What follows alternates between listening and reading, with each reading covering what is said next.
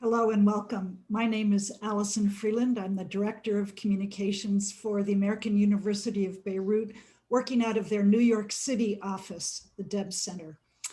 And welcome to this panel discussion today. We will be looking at the last decade of protest and resistance in the Arab world.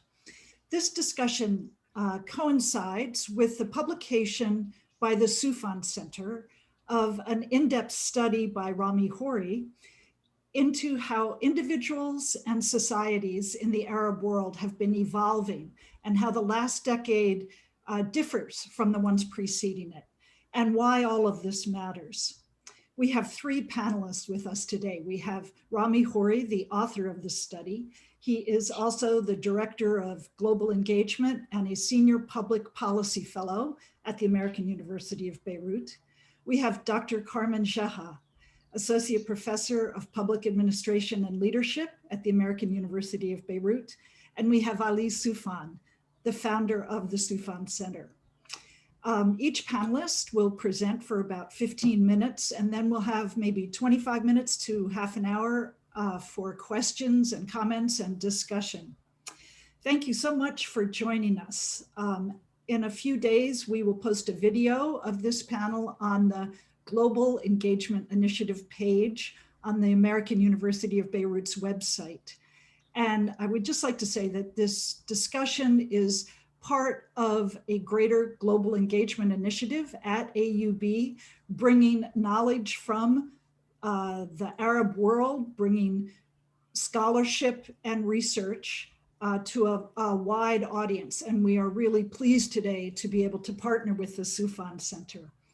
So thanks again for joining us. And you know that you can put questions and comments in the chat feature, and we are ready to go. So Rami, we will start with you. Thank you, Allison. Thank you, Ali and Carmen, for being with us, and the Sufan Center for co-hosting this. It's really a pleasure for me to be with this group of scholars and practitioners and activists, and to discuss an issue that has been discussed very widely internationally in the last couple of years for the 10th anniversary of the original recent uprisings in 2010 to 11. But we want to go a little deeper and a little wider in our analysis here to look at what is actually changing in the Arab region in terms of power and politics and the public sphere, how citizens look at themselves, how they interact with power, the issues of legitimacy and governance. These protests that have been going on now almost uninterrupted for 10 years in the Arab region since 2010 are quite remarkable in many ways, and I've tried to capture all that in the report, which is available on the website. I think Allison will post the link for anybody who would like to see it again. But there are some significant new developments that they're not always visible on the surface, and certainly less visible from abroad. If you're not in the Arab world, you might miss some of these things. And I tried to bring some of this out in the report, and we'll hear some more of these today. So let me just mention a couple of quick points about what I think are the most significant dimensions of the 10 years of uprisings, including the 4 countries that we go into in some depth in the report: Algeria, Sudan, Lebanon, and Iraq, because those 4 countries have had ongoing protests uninterrupted for the last 2 years. Even with the corona situation, people were coming out. There's something remarkable and powerful and quite intense going on in the Arab region, in the public sphere, but the real change is happening inside people, in their minds and their hearts, and their self-perception of themselves as citizens, as nationals, as people who have rights. And there's a great historical turning point that we're passing through now. We don't know where it's going to lead us. We don't know what the outcome is going to be, but all we can do right now is analyze the developments on the ground and say, well, this is what's happening. This is what's new, and then go on to look at how these changes are going to play themselves out in real time. So I mentioned just a couple of quick things. Why these protests are significant. The 4 countries I mentioned with the 2 years of nonstop protests, but also the 10 years that we've had these protests going on. First of all, they are the continuation of the last really 50 years of protests, which I've experienced personally, starting in the late 1960s when I was in university, and then in the early 70s working in Lebanon and Jordan and around the region. So I've watched the last 50 years on the spot, reporting it as a reporter and writer. And the protests now are different than what we saw 40 and 30 and 50 years ago, but they're only different in the sense that they bring together all the different smaller protests that happen. So traditionally, people would have a protest about the price of milk, or the salaries of teachers, or the lack of jobs, or discrimination against women. And if one topic issues, people would protest, a small group of people would gather outside, they'd write a letter to the prime minister, they'd put something in the papers if they're allowed to, and then it would die away. The difference now is that all the complaints of all people in society are together being presented in public to the power structure, the power elite and the government, but also shared with other people in society. So there's a comprehensive catalog of grievance which is publicly articulated. And that has never happened before in the Arab world in the modern period now. The second thing that's significant is that how regional this is. The protests have happened in almost every country. Some countries, it's you're afraid to protest. You're going to get put in jail or tortured or even killed in some places like Jamal Khashoggi. So there are fears in some countries, Egypt, Saudi Arabia, UAE, a couple others, where there is real fear about protesting. So you don't see a lot of protests in the public sphere, but there are grievances that are building up among many citizens, but all across the region. Morocco, Jordan, Palestine, Lebanon, everywhere you see, Kuwait, you see people complaining legitimately about denial of rights or inequalities, lack of opportunities, corruption, poor government services. So the fact that this is happening in virtually every Arab country at the same time is significant. The third really significant thing that's going on is the nature of the protesters. One of the striking things that you see when you attend these protests, and I've attended protests in the Arab world, like I said, for 50 years. The different thing today is there are all kinds of new protesters in public that you never saw protesting before, like young boys and girls, high school children, so students, people from rural areas, older people, people from groups that never dared protest in public, like the LGBTQ community or minority groups or foreign domestic workers who are mistreated. Everybody who has a grievance is now participating in these protests. Uh, but so these are 3 or 4 quick points I make that are significant, and I hope will urge people to go and look at some of the report and read it in more depth. But the other point I wanted to make, which I think is really significant, is that what's happening in the Arab countries today, and now has recently happened in a big way in Palestine, uh, is there is a new important political phenomenon that really is not well studied, not well understood, which is that there are literally tens of millions, maybe 100 to 200 million young people between the ages of, say, 14 and 35, young people across the region, maybe up to 200 million of them, who are leaderless. They are not adequately represented by their governments. They are excluded from political participation. They're worried about their daily life conditions, jobs, employment, income, um, medical services, things of that nature, the quality of education. And this cohort of young people is one that never experienced the older days when there was serious development within the Arab countries, when in the 50s and 60s and 70s, which some of us did. The people here now have only experienced the negative side of Arab poor governance, corruption, and mismanagement. And therefore, they have no other option but to take to the streets. So this incredible mass of young people, which has recently affirmed itself most dramatically in Palestine, particularly in Jerusalem, Sheikh Jarrah and Silwan now, but also in Israel, 48 Palestine, and across the world, people protesting to support Palestinian rights. And the driving force of these movements continues to be these masses of young people who don't know how they're going to live a decent life in terms of education, jobs, water, electricity, and other basics. So I think what we're seeing now across the region, what this report tries to capture, is the comprehensive,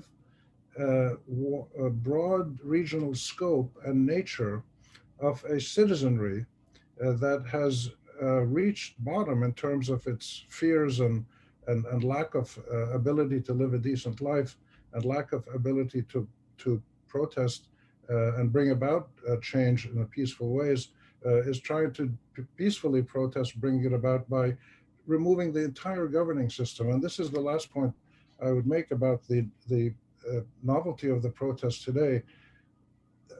I looked at the demands across the whole region and put them in a table and compared them, and they're virtually identical. Almost every single demand in Algeria, Sudan, Iraq, and Lebanon is the same. And the common demand, which is most striking, is they want the entire political system to change. They're no longer asking for a reform this law, change this minister, raise these people's salaries, lower the price of gasoline or milk. They're asking for a wholesale removal of the incompetent, often corrupt, insensitive, uncaring power structure that has dominated these countries, in some cases has dominated them for 40 or 50 years, uninterrupted, with the same family ruling. Um, so there are real serious new forces at play that have been unleashed, and many of them are not very well understood. And this mass of young people, and they're called leaderless revolutions or uprisings. They're not really leaderless. The people who are protesting know what they're protesting for. They know the objectives. They know the people that they respect and coordinate with. And Carmen will talk to us a little bit more about this as a scholar, participant, activist for many years. These are not leaderless revolutions.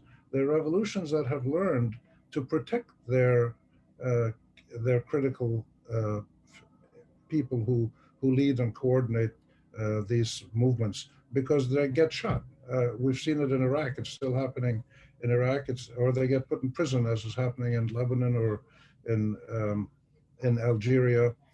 And the governments keep coming up with ways to respond to the protests, and mostly it's militarization and incarceration and using the law to intimidate people. So the protesters have learned that it's better to keep a low profile in terms of the public figures, because the government doesn't know who to put in jail or who to intimidate. And some of the people doing the killings, whether it's government forces or private militias or foreign countries or whoever it may be, they don't quite know who to shoot or to scare. So this is fascinating, but it also means that this mass of protesters is slightly misunderstood by the global community and even by the leadership in the countries itself.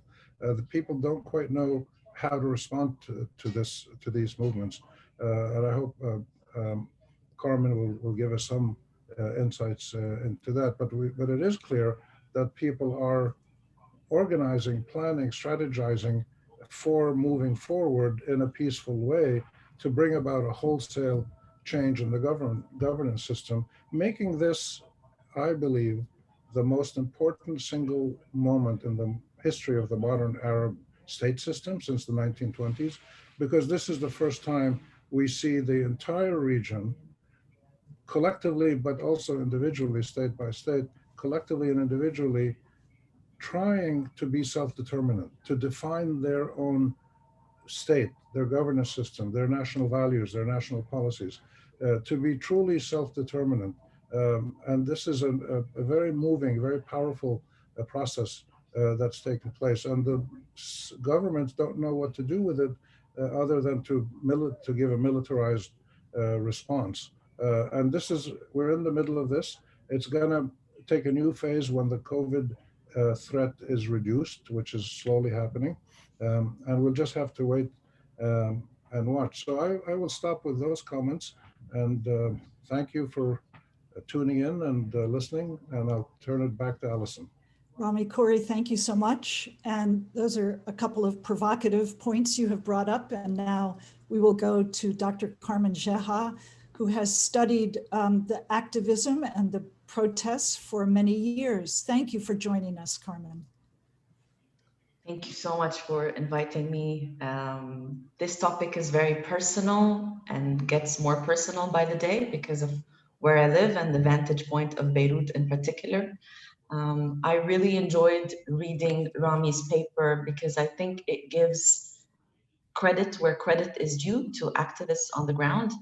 And it localizes the experience of the Arab region as probably the only place, as he says, in the world, in the global south, that has witnessed consistent and chronic citizen protests against almost all of the state authorities.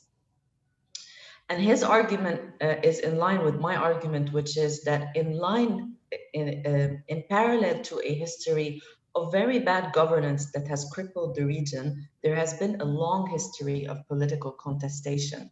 And I'm going to talk a little bit about what Rami says and connect it to Lebanon's post-explosion context that I know is very Beirut specific, but that I also think and see there are patterns with in other parts of the Arab region. Rami talks a lot about this historical moment, about people coming together, asking for equality, dignity, peace, and security. And I wonder whether Rami and all of us have had the time to think about what could happen when this activism strategy might fail.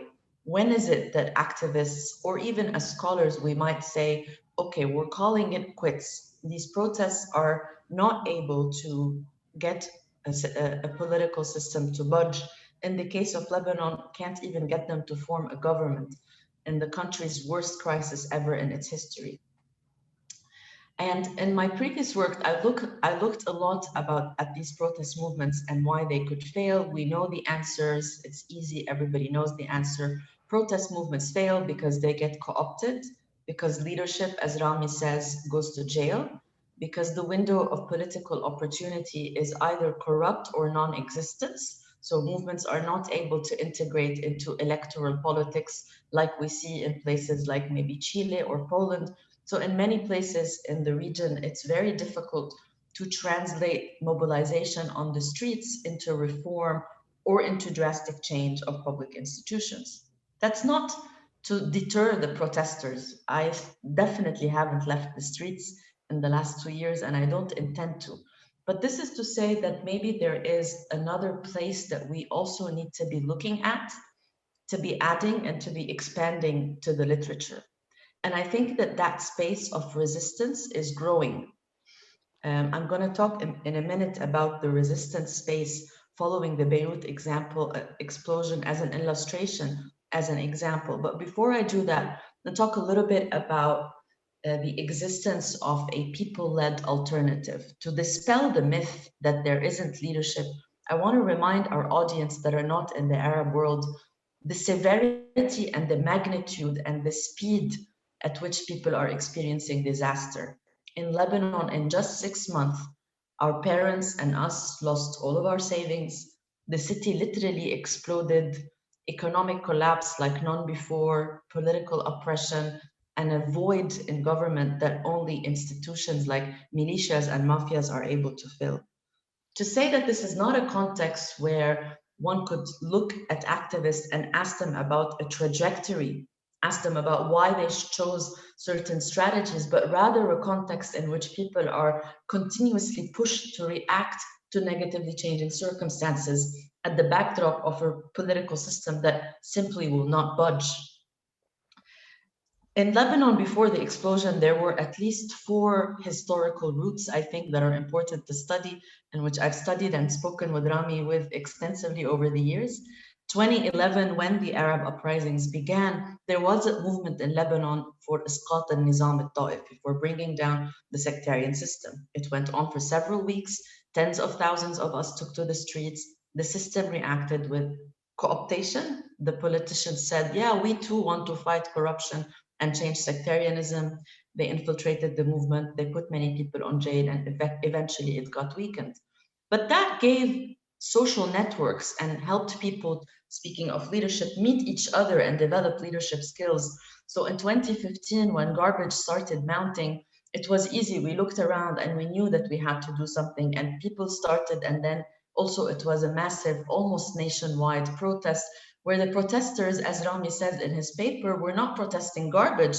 We're saying this situation is because of a political failure of all of the system, كلٌ يعني كلٌ. And that wording articulates a generation of activists, of students that are now almost mid-career and middle age, who grew up seeing that this is a political system that not only will not pick up the trash or recycle, but that will put people in jail and beat protesters and shoot at women and children for demanding an end to the garbage crisis. So this is an awakening not only of a failed system, but of a leadership that is arrogant, that is based a lot on politics of exclusion. There was another important juncture in our collective memory. It's that the 2015 garbage protest also gave way to a group that came together and said, you know what, why do we not only protest, why don't we run for office? And that was Beirut Madinati in 2016, and also gave way and gave hope to a new strategy, which materialized in the 2018 election, where we saw a lot of these activists continuing to protest the system, but right now offering themselves as an alternative. All of that, could not have predicted or paved the way for the October 29 revolution. I'm not going to spend too much time on the history.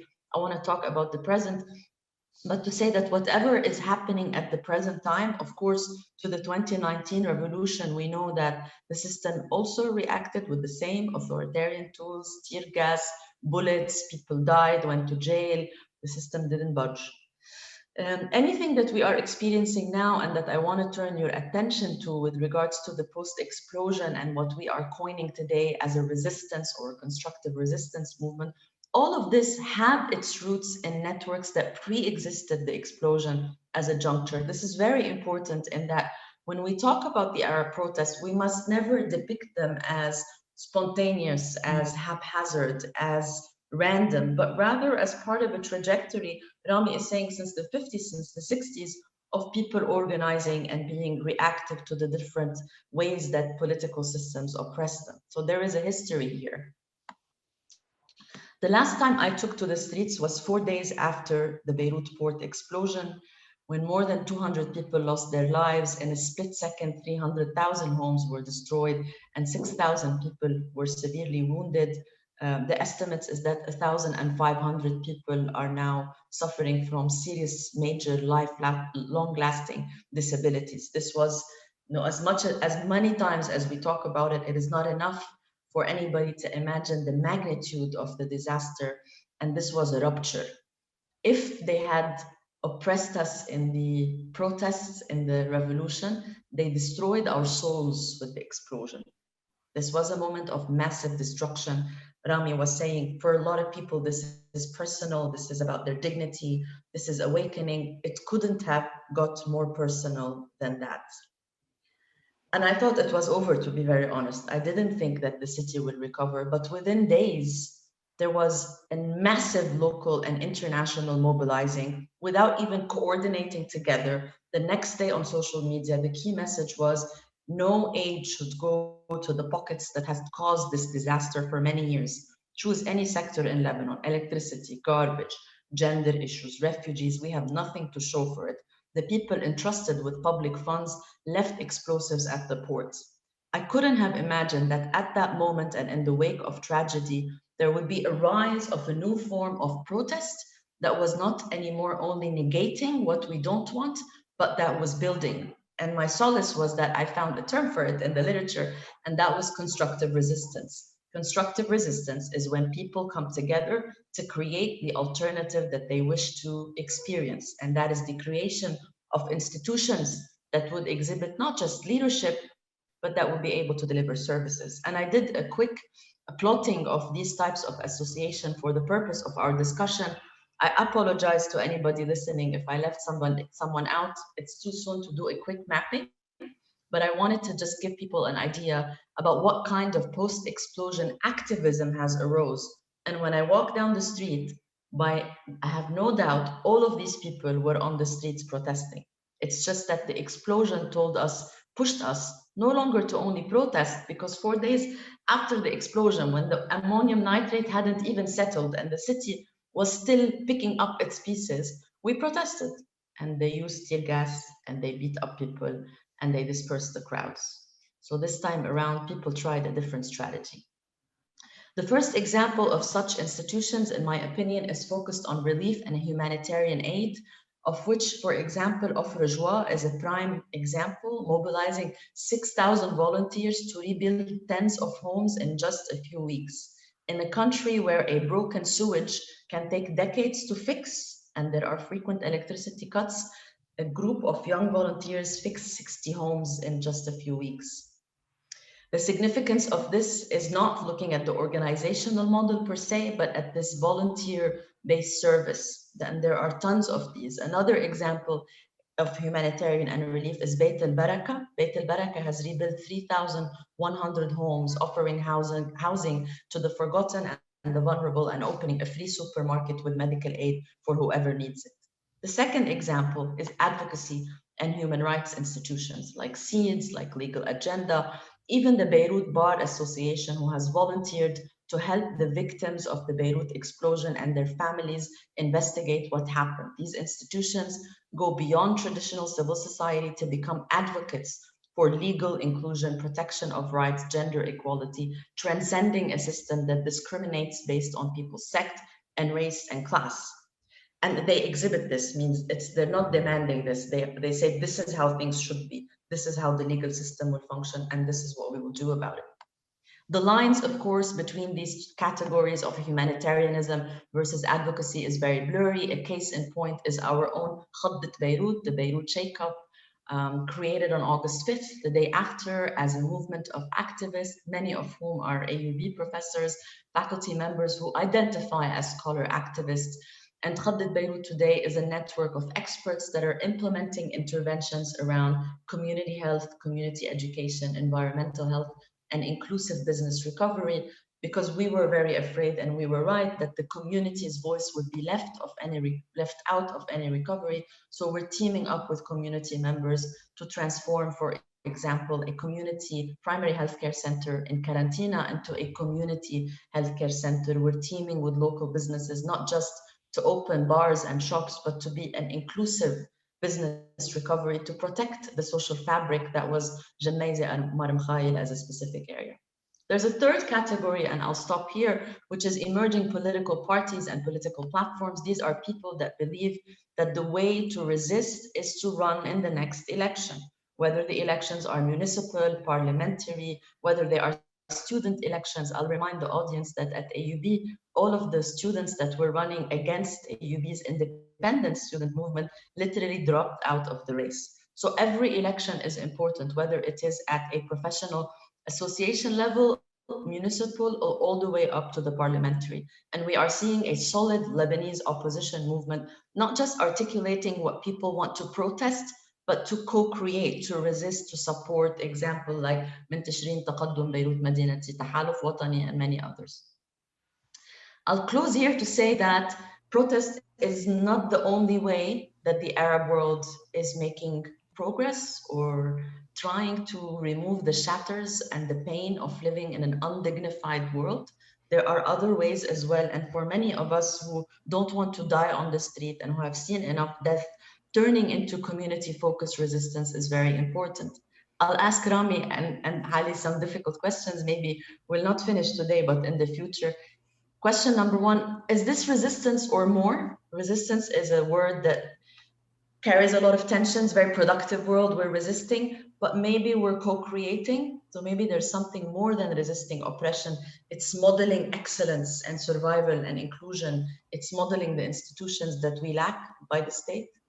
Dispelling the myth that there's no leadership. I hate this every time I talk with people. They say, you don't have leadership. I say, there is leadership everywhere you look in the city. There are people filling potholes on the street because the iron is being stolen, all the way to people working on mental health, gender, running for election. I think we have ample leadership, maybe sometimes too many leadership. Maybe we shouldn't all be doing this. And the last myth I want to think about is not just constructing the relationships of people in the Arab world together, but repositioning our place in the world.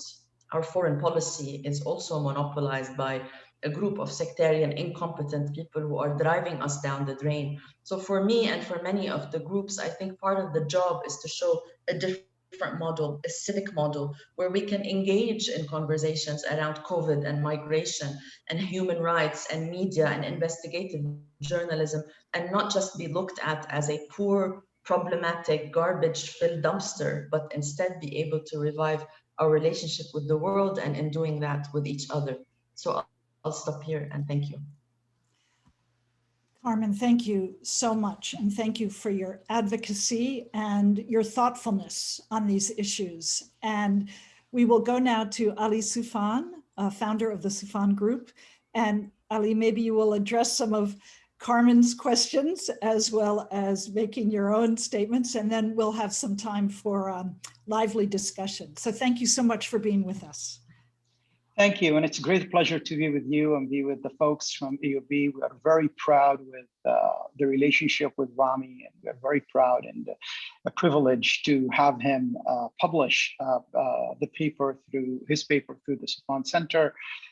His unique insights are really needed these days, especially with everything that's going on in the region and in the world,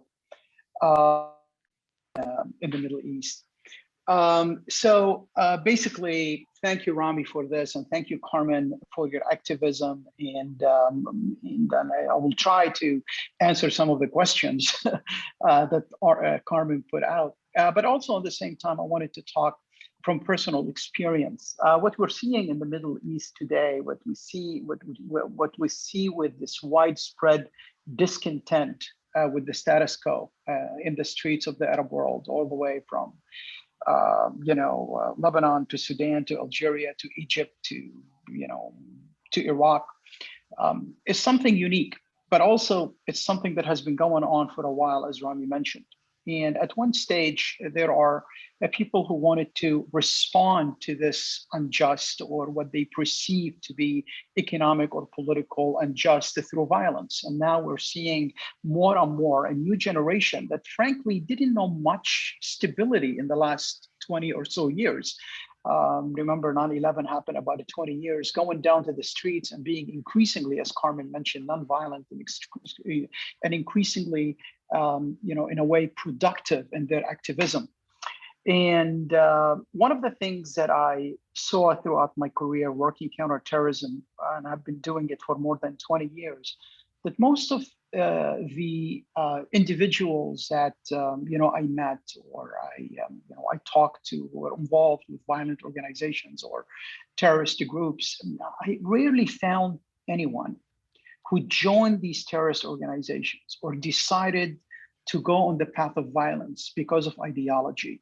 It's always something else. It's always either political or economic or cultural or something that has to do with sectarianism. And the ideology comes a little bit later. Religion comes later. Religion is the answer that they perceive for the answer for the problems that they are dealing with. And today, what we see in the Arab world is very positive. But also at the same time, I think Carmen mentioned something about movements can be co-opted. And we're seeing that sometimes it's some political elements in these countries are trying to co-opt these movements from inside the borders, but also sometimes regionally and internationally. And I think that is, creating a lot of concerns. And we've seen that in places like Lebanon or places like Iraq or other places in the Arab world. One of the issues with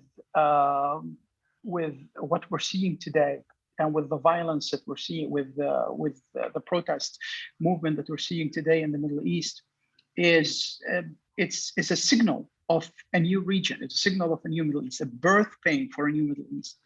But I honestly cannot say how that baby is going to look like, how that new region is going to look like. There's a lot of positive things that's happening, but also at the same time, there's a lot of concerns that even these amazing movements, when people are trying to co-opt it, they are trying to use the same old tools that they use to control the people, sectarianism, tribalism, regionalism, all these kind of things that allowed dictators, allowed authoritarians to control the population and to control the governments. I think also at the same time, we see regional power now trying to co-opt some of these movements for their own interests. I think sectarianism in the Middle East today is a new geopolitical currency. And we see regional powers using sectarian groups, using militias, using thugs in order to not protect the interest of that sect inside that specific country, but the interest of that government or that regional power and its fight with other regional powers in the region. And I think what we see now happening, with the struggle between Saudi Arabia and Iran, for example, and how both of them are using sectarianism and non-state actors in the fight against each other, is very evident in many different Arab capitals and many different Arab states. Also, in the same time, the fear that international powers are not really as concerned. They continue to be, kind of looking the other way when it comes to the self-determination of people. And I think consistently, for example, the West and the United States, we always put what we perceived, falsely perceived as stability, the interest of the stability over the interest of the human rights and self-determination of people. And unfortunately, that policies were really harmful for the region, as we see today. Look at the region since the Iraq War and how problematic it is. We have a new generation in the Middle East that doesn't know anything about stability, doesn't know anything about progress, but they are trying to figure it out on their own without the help of international powers or regional powers, as Carmen brilliantly articulated. And I think now we start to see that happening again. Look how, for example, international powers who promote democracy and human rights and self-determination, looking the other way towards what's going on in Egypt or towards what's going on in Saudi Arabia or other countries in the region, because they are putting economic relationship, they are putting what they perceive as stability ahead of the self-determination of the people. So it's very, positive when you see young people in Beirut or in any other capital around the Middle East, in Iraq, protesting against authoritarianism, against corruption, protesting for equality. People from different sects, people from different regions, from different areas, young people trying to create a better future for themselves, a future that they were deprived by the previous generation and by the leadership in their countries. But also at the same time, I think we need to give them all the support. And I think events like this, hopefully, can make decision makers and can make activists and journalists in the West understand the importance of what Carmen is talking about, what's happening in Beirut, for example, that there is a hope. There is a new generation that if you trust, a new generation that you empower, a new generation that if you decide to depend upon, rather depending upon the corrupt elite, the authoritarians, the militias, the mafias, you can have a better future. Maybe if you do it the right way, you know, we can finally have a sense of stability in this region that has been unstable for a long period of time. You know, 20 years ago, when 9/11 happened, most of the Arab world was in a way stable. Yes, it was under authoritarian regimes for the most part, but you have a sense of stability. Today, we have a lot of ungoverned areas in Libya, in Syria, in Iraq, in Lebanon, you name it. And unfortunately, these ungoverned areas are becoming a hub for non-state actors and for violent groups. And I think we just can look at the map before 9/11, where most of the instability was happening in places like Afghanistan or Pakistan. And yes, we have a problem that's going on in Lebanon, but to the most part, the Middle East and the Arab world had a sense of stability. But today, what we've seen before 9/11 in Afghanistan, in Kabul, and in Kandahar and other regions, now we see across the Middle East, we see in Sahel in Africa, we see in northern Nigeria, we see in Somalia, we see in Yemen, we see in so many different people around the Middle East. And these ungoverned areas are going to create a lot of instability. And this new generation, if they become more and more disappointed, and if they felt that the world is working against them, I think we're going to be pushing them more and more towards violence and more towards radicalization. It's time for the world to basically do for once the right thing in supporting the good people, not the thieves, not the thugs, not the killers, but the people that Carmen was talking about earlier. Those activists that's trying to rewrite history. So let's give them the ink and the paper to do it the right way. Thank you. Thank you so much, Ali, for being with us and for your perspective. And Carmen and Rami, would you each like to comment on Ali's last point there about the outside world supporting the good ones for once, and how practically that might happen? Can I start? I'd like to ask both Carmen and Ali a question, and then we can roll from there.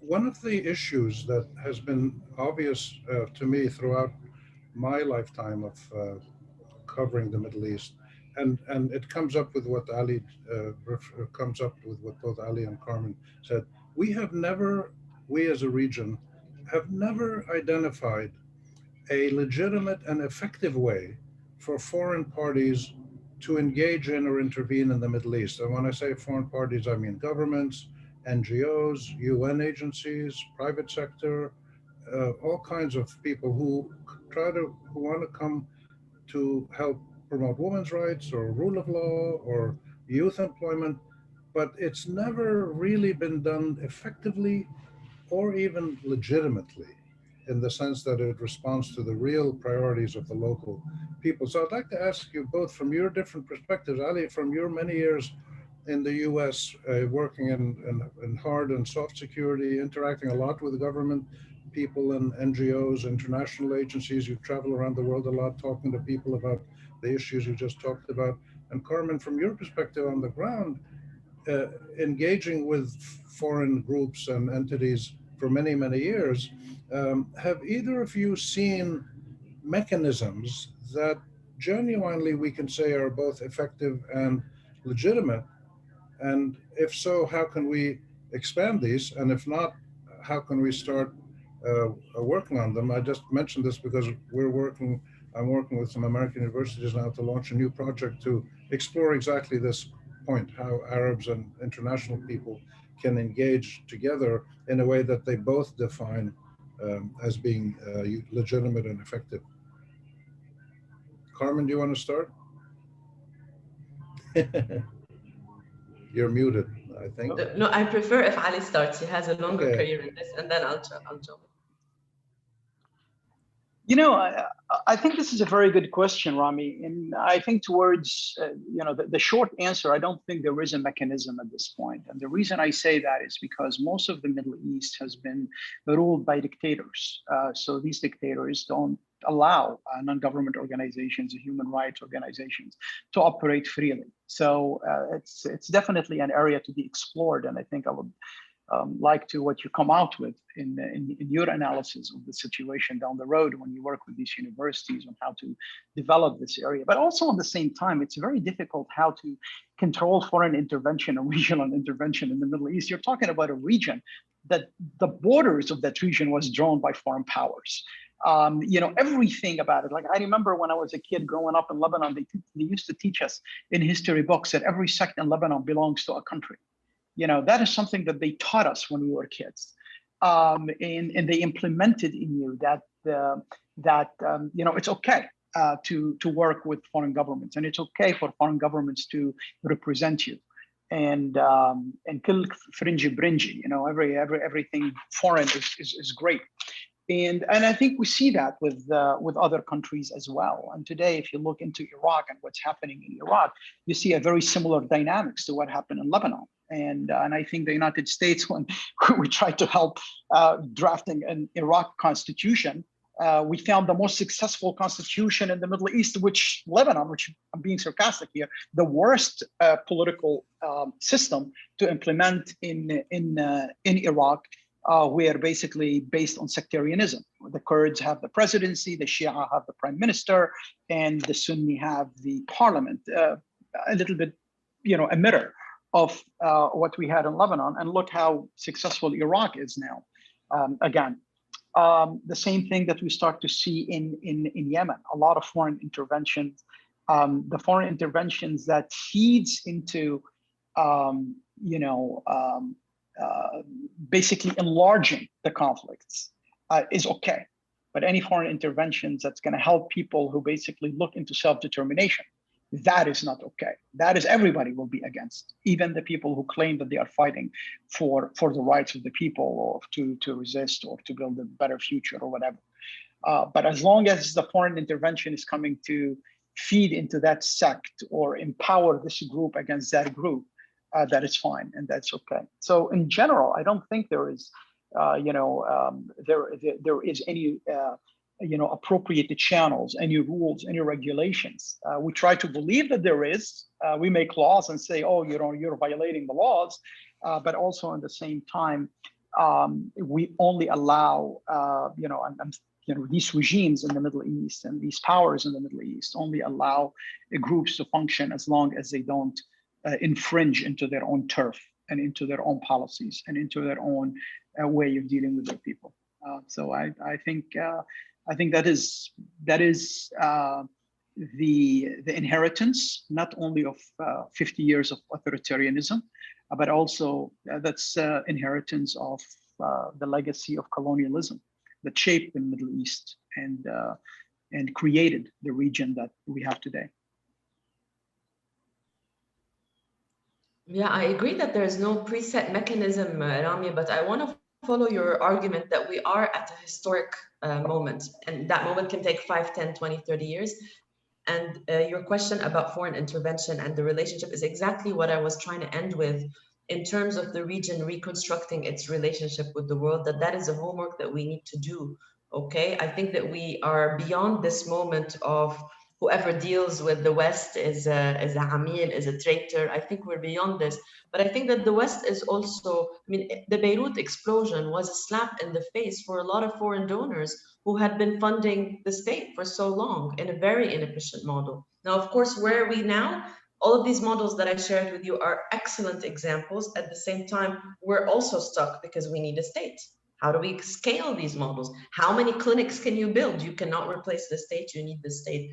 And so I think that we are in this moment, and I think that there is room for a quiet conversation that is intelligent about different assistant policies in the world. Canada has a feminist international assistant policy. Should I not be speaking to Canada on gender equality? Should we not talk to the EU about Euro-Mediterranean immigration, fighting extremism, etc.? Who should we be talking to, and on what footing are we talking to? And I think that a lot of foreign governments should apply what they believe apply to one part of the world should also apply to our part of the world. So things like accountability and dignity and democracy and free elections, they need to start applying here as well, and not just in places like the US and Europe, starting by delegitimizing the people that are monopolizing our foreign policy. Our election system is a shamble. Ali, we should have told you not to do it in Iraq, right? I mean, we could have predicted this, and it cost literally thousands of people's lives. So I think backing up the bad guys hasn't worked. The good guys are trying. It doesn't mean that we figured it all out, but it is time for this conversation away from, I think, ideology and old ghosts. I don't know if that makes sense. Really based on policy instruments, priorities, issues of mutual interest. And I think this is where we should be heading in the region. Rami, in your study, you bring up Tunisia as one place that moved towards democracy. And I'm wondering if you might comment on that in relation to what we've just been talking about. Sure, thank you. The two countries that really we need to look at really closely now are Tunisia and Sudan, because they're the only two that have made some kind of transition. The Tunisians carried out a spellbinding national consultative process that went on for about 2.5 years.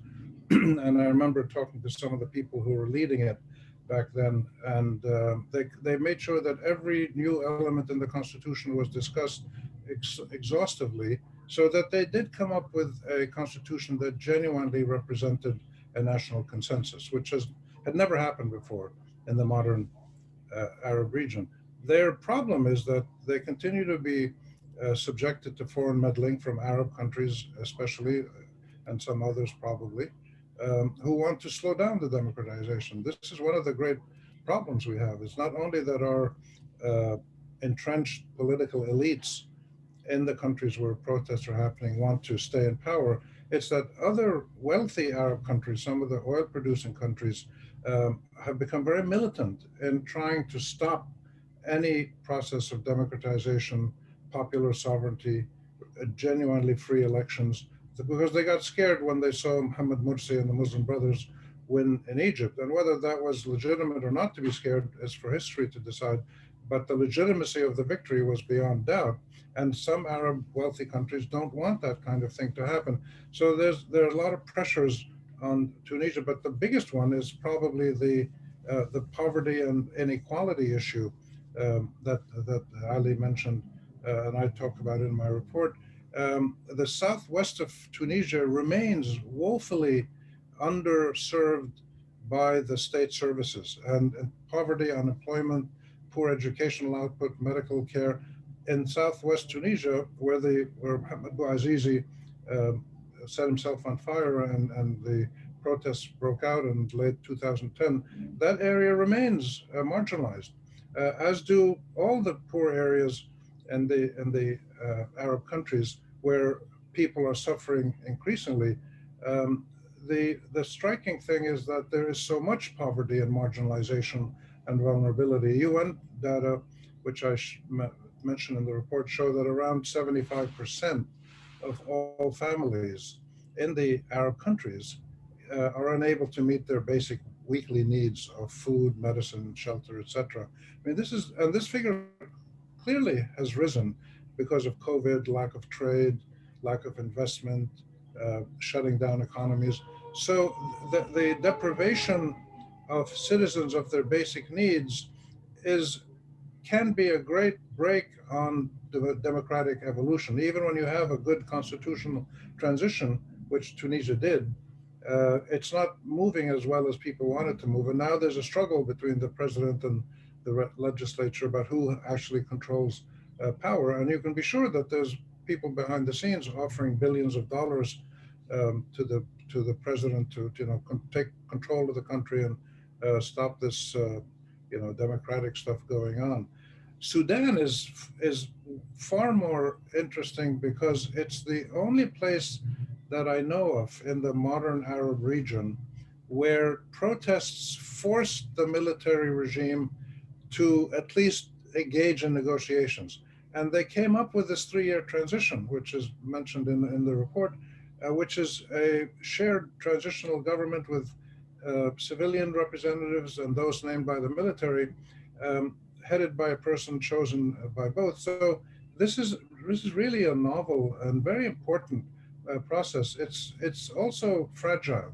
They finished about 2 years of the transition now, and it's still not moving as quickly as we'd want it to. And of course, we've seen the external interference. The Americans and some of the Gulf-rich, wealthy oil countries come and say, "Oh, we'll give you lots of money, make peace with Israel, and we'll remove your debts." And so you get these traditional processes whereby elites are induced or coerced by foreign Arab and international powers or money or their own desperation to carry out policies that are widely opposed by their own people. And all that does is increase the gap between the leaders and the led, and both the legitimacy and the efficacy of the government are damaged. So Sudan is in that position right now. It's a very delicate transition. But in the final analysis, these two transitions in Tunisia and Sudan have to be watched carefully to learn the lessons. One of the lessons from Sudan was when the opposition all coordinated through the Professional Associations Union to negotiate with the government. And because the government knew that if they shot the leader of this group, they were going to face massive protests and national strikes, which they did. And therefore, it forced the military to engage in the transitional negotiations. This transition may or may not succeed. We'll have to wait and see. But it's the only one that's ever happened in this way, and therefore I think we need to keep our eye on the two factors that will ultimately determine if a country is stable and makes a democratic transition. Are the basic needs, the basic socioeconomic needs of ordinary human beings reasonably well met in terms of food, clothing, education, healthcare, etc. In other words, is there an equitable system of governing the economy?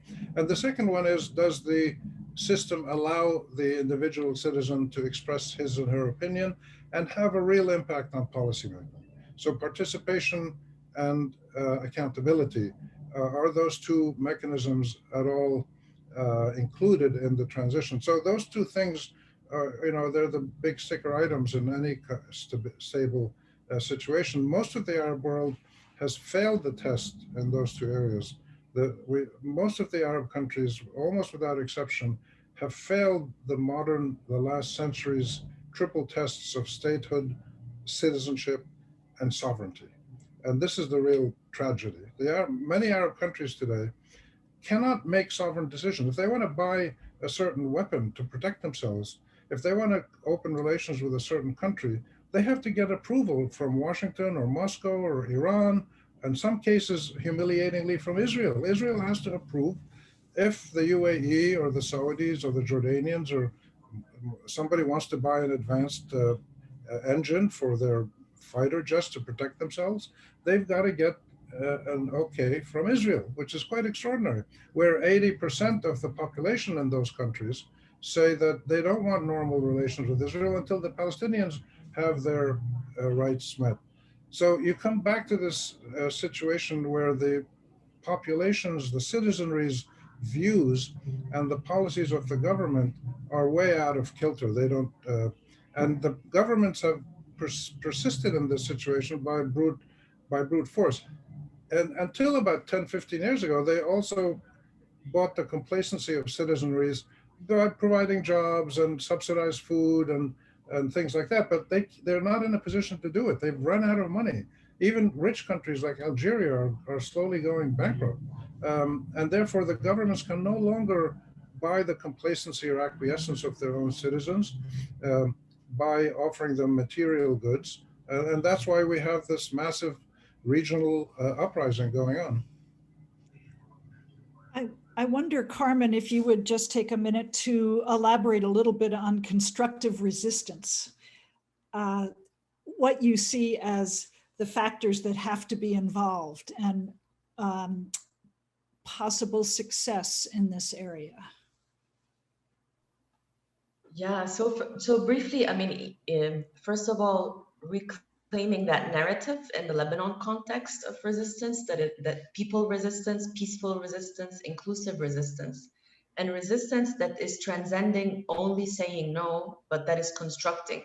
So the textbook definition is when people come together to co-create solutions, whether these solutions are alternatives or movements that they for so long have aspired for. And I see this happening on a number of issues. I think it's going to take us time to have these conversations, but this is not your traditional civil society NGO republic. There's something else happening there. There are angry people that are saying it's not enough to take to the street and be tear gassed. We need to think together how we're going to protect each other and those more vulnerable than us. And that's the constructive part. And I wonder, Ali, as you travel the world, do you see any conversations happening about paying attention to self-determination in the Arab world? Is it even in the conversation? I think I prefer not to have a yes or no answer for this. But as you know, the post-colonial Middle East has been shaped significantly with the Cold War and the dynamics of the Cold War. And then we had the aftermath of Iraq and the war on terrorism for the last 20 years. And today I listen to somebody like Carmen and I become optimistic, very cautiously optimistic. But then I look at the geopolitical reality and I suddenly see myself surrounded with different shades of pessimism. Because frankly, today, most of the world powers are shifting from the era of counterterrorism and fighting terrorism to the great power competition. And authoritarians and corrupt people, even now the Biden administration said, you know what, let's say Lebanon, I'm going to sanction all the people in Lebanon, all these corrupt people. I want to support the Lebanese people to fight for their own self-determination, to fight for justice, to fight for transparency, to fight for accountability. China and Russia and other countries can jump in and say, hey, you don't need this democracy stuff. We have another model for you. And unfortunately, that's why we start to see even the Biden administration that talked about leading by example. You start to see them very cautious in dealing with Saudi Arabia or dealing with Egypt or dealing with some of the regimes that they were very vocal against before. I think I would like to be positive. I would like to think that the only way democracies, and I mean, the West in general, have, can fight this great power competition is by truly leading by example, by truly fighting for human rights, by truly advocating justice, by truly supporting people who want a better future for themselves, who want freedom. If we are really kind of like, how can I say, hypocrites, let's put it nicely, in dealing with this issue, I think we will lose the only weapon we have in this great power competition. And because other countries have technology, other countries have economies, other countries have science, Russia, China, they have all these things. And sometimes they have, like with the Chinese, better technology than we have in the West. But our values is the only thing that we have. And so far, we have been very hypocritical in applying these values. So if we do it the right way, you will see so many people around the world who are standing up and fighting for the right thing. Otherwise, I think, I fear that birth of the new Middle East that I talked about earlier is not going to be as normal baby as a lot of people think it's going to be. I'm sorry, but I'm trying to be more realistic. You know, I would love to basically speak out of passion, say the world is going to be different, and we're going to have a freedom, and the Phoenix bird will come out of Beirut again. We're going to be the Switzerland of the Middle East. Towards the end, you look out of your window, Carmen, and you'll see probably people at the gas station or people trying to find a loaf of bread. And this is the reality that people are dealing with. And when good people trying to get together, young people trying to say, this is not right, we need to do something, the moment they go down on the streets, to the most part, they get divided along sectarian lines by these corrupt mafiosas that has been controlling the country for the last 30 years. Could I ask, yes. Carmen, do you see this focus on sectarianism still as strong as it's always been, or have you seen any dilution of it in recent years because of the declining situation and the fact that everybody has suffered equally in terms of electricity, jobs, etc.? So have you seen in your analysis in Lebanon, in your activism on the street, talking to people, are some people still say, look, I love my Shiite leaders, my Christian leaders, this leader, but I can't feed my kids, and so they go out on the street to protest? What's happening in that dual identity to sectarian leaderships as well as to their own families' needs, which don't actually reconcile today anymore? First of all, just to speak about Lebanon and the whole region, Lebanon is a small country. And it doesn't help to have a narrative that it's an overarchingly impossible situation. I respect what Ali is saying. Definitely under my house, there are people queuing for fuel and for gas. I myself do consider every day picking up and leaving. I'm not saying we figured it out. I'm saying juxtaposed to a lot of misery and corruption, there's also a great deal of responsible citizenship, and we need to be telling both sides of the story. I'm not an essentialist. I don't believe in identity politics. If I wanted to think about whether people are sectarian, I would be asking myself whether are people really not racist in South Africa? Really, should we maybe wait for them to really not become racist to remove apartheid? Same with the US. I'm a big believer in institutions, in policies. Lebanon has a good constitution. Nowhere is it written that the presidencies need to be divided in a certain way. At a certain moment in time, that was the deal that was made. Under Pax Syriana, a certain deal was made. Lebanon went into Syrian tutelage for 30 years. Why can't we not imagine that this crisis that is getting out people on the street, like Rami said, of course, from north to south, from Nabatiya all the way up to Akkar, why can't we imagine that, yeah, there might be a minority, a very powerful minority, I know them, they control my life, who are very stuck on the leaders, but these are 30-40% of the voters. Why don't we tell another story? Do I think it will work? Honestly, no, but it is happening, and it is our job to talk about it and to listen to people. But yeah, the prospects for the region are not good, of course. I wonder, we have about 7 minutes left, and I wonder if each of you might consolidate your thoughts for a minute and leave us with a couple of minutes each as some thoughts as to moving ahead. I know, Carmen, you've been talking about having a conversation and the discussion and the narrative, and maybe it's an event like this that helps promote that narrative. But maybe, Ali, we could start with you, put you on the spot again, and tell us where you're looking to right now to try to help this situation. And then we'll go to Carmen, and then Rami will end up with you. And let me add a question to Ali, if I could, to combine them.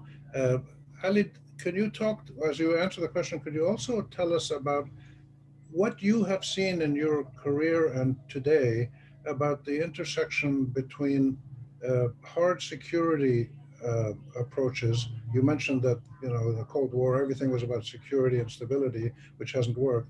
But the link between hard security and the consequences of hard security, which we see, which is this mass uprising by a pauperized citizenry all over the region.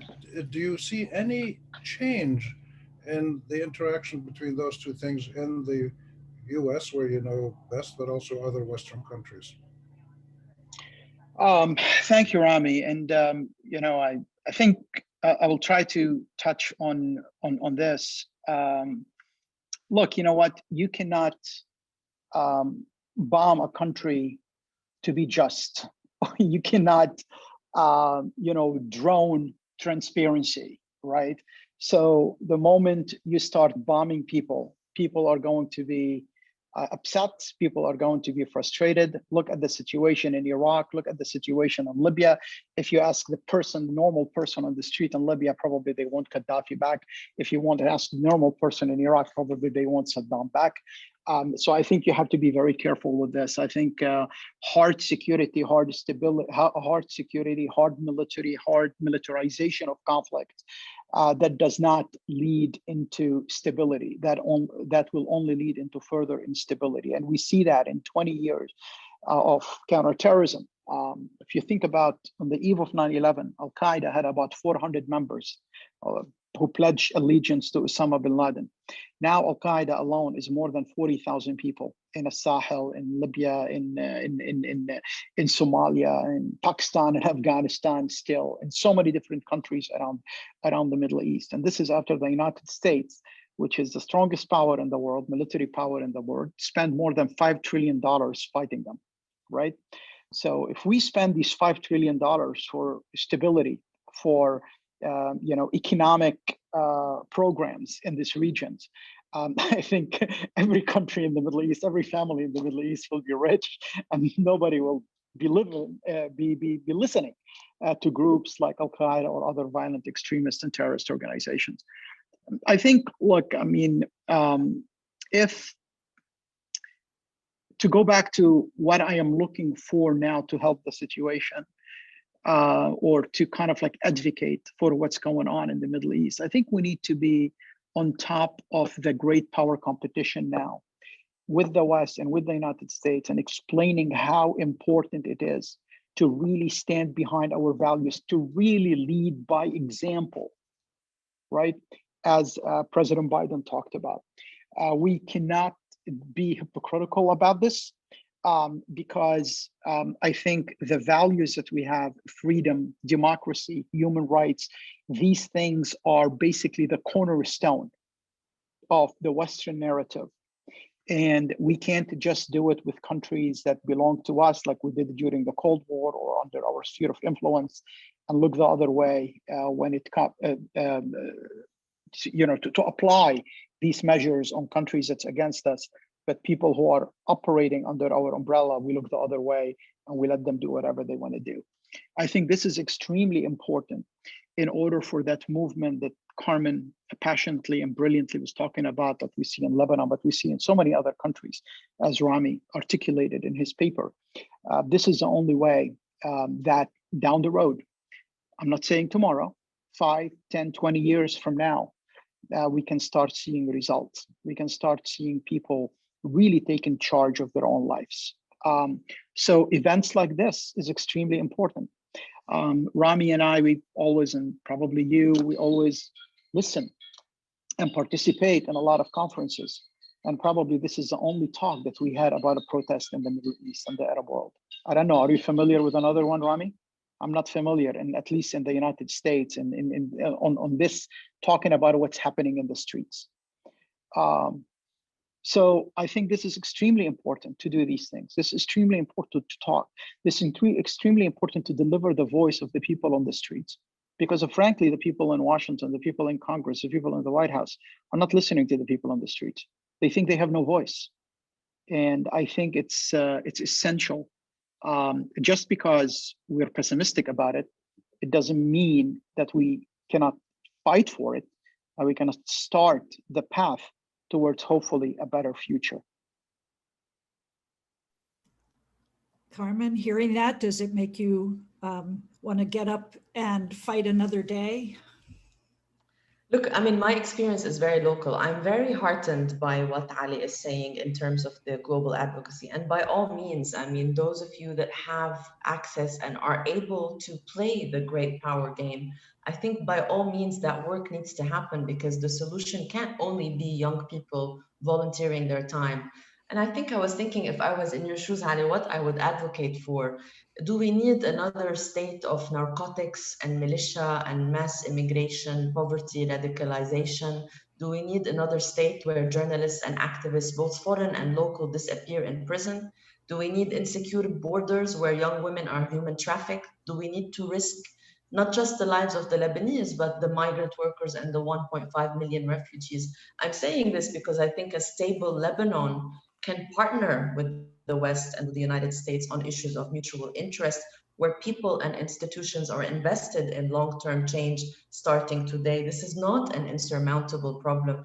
And I think depicting it as an insurmountable, complicated region is not helpful to the cause. This is really a very simple equation. Many regimes in the world do not represent their people to an extent that is 100%. I'm not ideological. I don't want to remove them all from power. If they want to stay, let them stay. This is not about majority minority. This is about good governance. If today they fix their performance, I'll pack up and leave and go on holiday. We're forced to be on the streets, Allison, and to do this because it's our lives. This is not, and it's very important, Ali, for your audience to not depict it as a majority. Just because people are voted into office or are monarchs doesn't mean they can leave explosives at the port. And I think in this narrative, we can find mutual interest in stabilizing.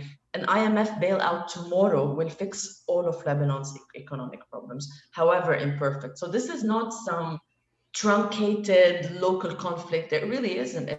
It's bad politicians who have gone unaccounted for too long. So if we can join voices in advocating for accountability, I think maybe they might stay in power, but they pretty much better do a better job.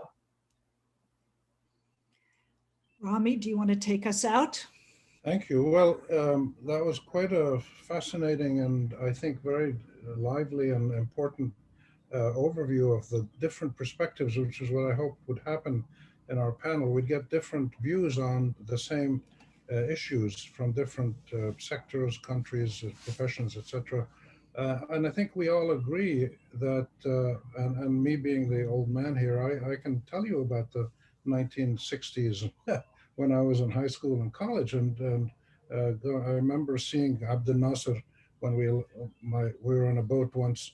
My father worked for the UN. We were going from Beirut to Europe on a boat that stopped in Alexandria, and Abdel Nasser was there on the pier to greet the Lebanese president. I can't remember who it was then, for some Arab summit or something.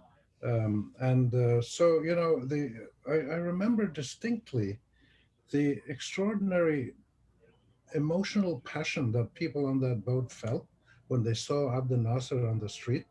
Um, so there's a tradition here going back over many years of citizens who relate to their leaders in a way that could become natural if it was a reciprocal process, if the leaders and the people validated each other and helped each other, which hasn't happened.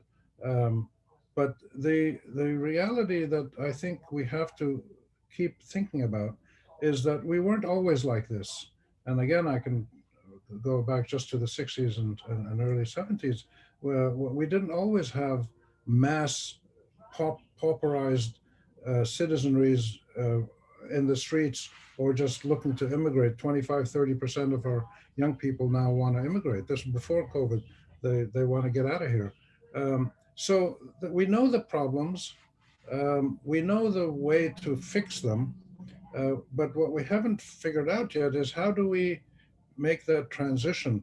So the other element of this that I like to always think about, I used to write books in archaeology. So I look at things in a kind of long time span. I mean, I've mentioned 50 years, which I've witnessed, but even longer. So what I say is, we're having a bad millennium. The Arab region this is a bad millennium, actually a half millennium. The last 500 years of Ottoman rule and then post World War I, we've had 500 years kind of bad days across the Arab societies. Most of them were not countries before, and many of them today are countries, but they're not really countries. They're just they're sort of playing at sovereignty because they're not really sovereign, and the citizens are not really citizens, and the leaderships are not really legitimate or accountable. So there's a lot of play acting going on in terms of statehood and citizenship and governance in our region. And we've had a bad half millennium. But what we're seeing now is unprecedented, where the majorities of citizens, and I say majorities not because we know that the majority are on the street, they're not, they never are on the street in majorities, but when large enough numbers are on the street to trigger responses from the citizenry as a whole, which is documented in polling evidence now, which we have plenty of, and the majorities of citizens say they support the uprising, they support the goals of the revolutionary uprisings, to get rid of the whole political class, come up with a new pluralistic, constitutional, democratic, accountable system of governance. So this is something we're on the verge of we're in an unprecedented moment. And I just feel a lot of hope that something will happen to push us to better places. But nobody can predict what that is going to be or when it's going to happen. I think it's important to remember also another thing, the role of the Palestine-Israel conflict remains central to this entire region. There are 4 global movements that attract mass global support in terms of demonstrations. The civil rights movements, Black Lives Matter, the women's equality movement, the climate change movement, and I think the Palestine rights movement is in that class now. We saw it 3 weeks ago, and there was huge demonstrations all over the world. I mentioned Palestine because there is a direct and clear link between the Arabism-Zionism conflict that started in the 1915, 1917, etc., and ended up with the Israeli state in 48.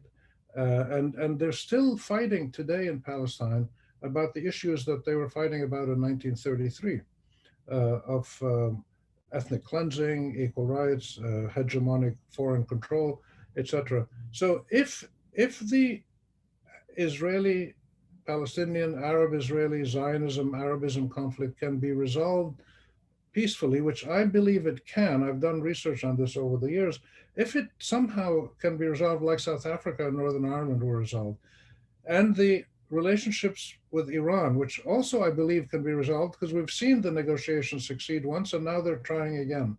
If those 2 issues are addressed, which is possible but not likely quickly, this will open up a whole new horizon of possibility. But the bottom line is that people have to keep working on the ground, and all of us in our different lives and professions in the areas where we have contacts and impact and reach, academic work, street protest, mobilizing people, media debates, whatever. I think if all of us need to do this and get a lot more people involved. So I remain optimistic because of what I see on the ground, but pessimistic because of the determination of power elites to use all their military power to stay in power, but they can't do it forever. We know that. The Israelis can't do it. The Arab regimes can't do it. The South Africans couldn't do it.